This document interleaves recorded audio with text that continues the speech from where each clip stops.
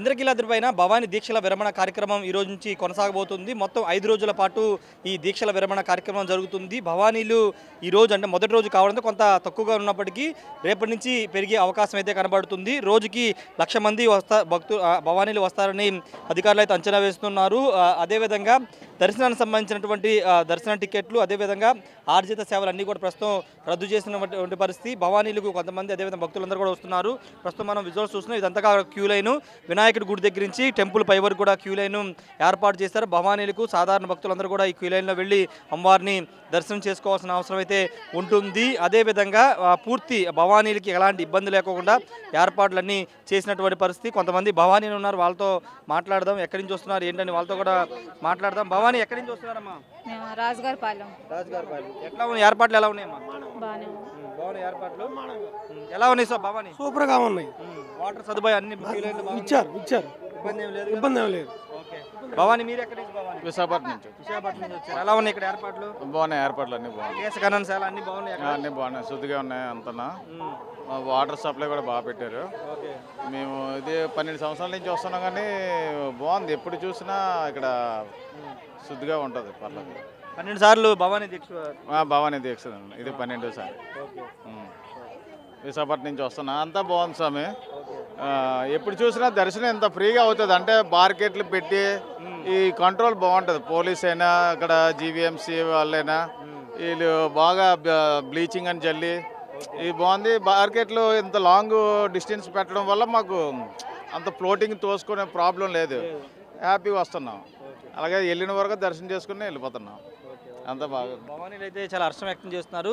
ఎక్కడ ఎలాంటి ఇబ్బంది లేకోకుండా భక్తులకి సౌకర్యాలు కల్పించారు చెప్తున్నారు. చిన్న భవానీలు కూడా మనకి వస్తున్నటువంటి దృశ్యాలు మనం చూడవచ్చు. చాలామంది చిన్న భవానీలు కూడా వస్తున్నారు. సుదీర్ఘ ప్రాంతాల నుంచి అంటే అటు విశాఖపట్నం ఇటు తిరుపతి అన్ని ప్రాంతాల నుంచి కూడా వస్తున్నారు. ఇక్కడ ప్రత్యేకంగా ఒకసారి ఇక్కడ మనం చూస్తే కనుక చిన్నపిల్లకి ప్రత్యేకంగా ట్యాగులు ఏర్పాటు చేస్తున్నారు. ఎందుకంటే ఒకవేళ ఏదన్నా ఈ జనంలో కనుక తప్పిపోతే అలా క్యూఆర్ కోడ్ స్కాన్ చేయడం ద్వారా ఈ పిల్లలకి వేస్తున్నటువంటి ట్యాగ్ చూస్తున్నాం కదా, ఇవి వేయడం ద్వారా దీని మీద ఉన్న క్యూఆర్ కోడ్ స్కాన్ చేస్తే కనుక వాళ్ళ డీటెయిల్స్ మొత్తం వస్తాయి. ఆ విధంగా చిన్నపిల్లలు కూడా క్యూఆర్ కోడ్ ఇక్కడ ఇవన్నీ కూడా ఇస్తున్నారు. ఇక్కడ మనకు కనబడుతుంది కదా క్యూఆర్ కోడ్, ఇక్కడ కనబడుతుంది కదా QR code child monitoring system అని పెట్టారు. క్యూఆర్ కోడ్ స్కాన్ చేస్తే ఆ పిల్లలకు సంబంధించిన వివరాలు అన్నీ వస్తాయి. ఇది కొత్తగా ఇంట్రొడ్యూస్ చేస్తుంది. ఎందుకంటే పిల్లలు ఎక్కడైనా తప్పిపోతే ఎలాంటి ఇబ్బంది లేకోకుండా దానికి సంబంధించిన ఏర్పాట్లు అయితే చేస్తున్నటువంటి పరిస్థితి. చిన్న భవానీలు అందరూ కూడా భక్తులు ఇప్పుడు దీక్ష విరమణగా అయితే వస్తున్నటువంటి పరిస్థితి అయితే ప్రస్తుతం నెలకొంది. ఇంకో ముఖ్యమైన విషయం ఏంటంటే ఇక్కడ చిన్నపిల్లలతో పాటు పెద్దవారికి అంటే నడవలేని వారికి కూడా ప్రత్యేక ఏర్పాట్లు అయితే ఇక్కడ చేస్తూ ఉన్నారు. మొదటి రోజు కొంత హడావిడి తక్కువగా ఉన్నప్పటికీ రేపటి నుంచి పెరిగే అవకాశం ఉందని చెప్తున్నారు. దాదాపు రోజుకి 1,00,000 మంది వస్తారని అంచనా వేస్తున్నారు. 1,00,000 మంది వచ్చినా ఎలాంటి ఇబ్బందులు లేకోకుండా ఇక్కడ సౌకర్యాలు అయితే ఏర్పాటు చేసినటువంటి పరిస్థితి అయితే ఉంది. భవానీని చూడొచ్చు, క్యూ లైన్లో భారీగా చేరుకుంటున్న పరిస్థితి. మరో భవానీతో మాట్లాడదు. భవానీ ఎలా ఉన్నాయి ఏర్పాట్లు? ఎలా ఉన్నాయి? బాగున్నాయి స్వామి. బాగున్నాయా? ఎన్నోసారి రావడం ఇది? నేను 11వ సారి. 11వ. ఏ ఊరు నుండి వస్తున్నారు? నంద్యాల నుండి వస్తున్నారు.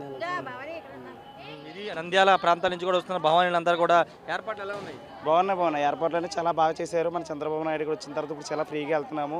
దర్శనం కూడా చాలా ఫ్రీగా వెళ్తుంది. మీరు ఇదే రోజుల్లో వచ్చాం, కాకపోతే చాలా ఇబ్బందులు పడ్డాం. ఇప్పుడు ఏంటంటే చాలా ఫ్రీగా వెళ్తున్నాం. దర్శనం కూడా చాలా ఫ్రీగా జరుగుతుంది.